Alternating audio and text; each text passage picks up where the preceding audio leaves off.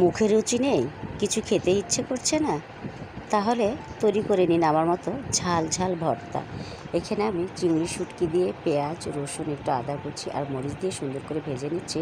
এখানে আমি আজকে যে ভর্তাটা করব, দেখতেই পাচ্ছ কাঁচা মিষ্টি কুমড়া। কাঁচা মিষ্টি কুমড়ার মাঝের বুকটা, এটাতে হালকা বীজ হয়েছে, বিচিটা একটু নরম। এই শাঁসটাকে আমি সেদ্ধ করে নেব। এই যে ভাজাগুলো উঠিয়ে নিলাম আমি সব, তারপরে সেদ্ধ দিয়ে দেবো এখানে একটু লবণ দিয়ে আর পানি দিয়ে ঢেকে দেবো সেদ্ধ হওয়ার জন্য। কিছুক্ষণ পরে ঢাকনা খুলে দেখব এটা অনেকটা সেদ্ধ হয়ে গেছে, বিচিগুলো ছেড়ে গিয়েছে। নেড়ে চেড়ে পানিটা একটু শুকিয়ে নেব। এর মধ্যে দিয়ে দেব ভেজে রাখা উপকরণগুলো, সেগুলো দিয়ে এক সুন্দর করে নেড়ে নেব। একটু জুসি জুসি রাখবো, কারণ ব্লেন্ড করো বা পাটাই বাটো, যেটাতে উপকার হবে, পানি মিশাতে হবে না।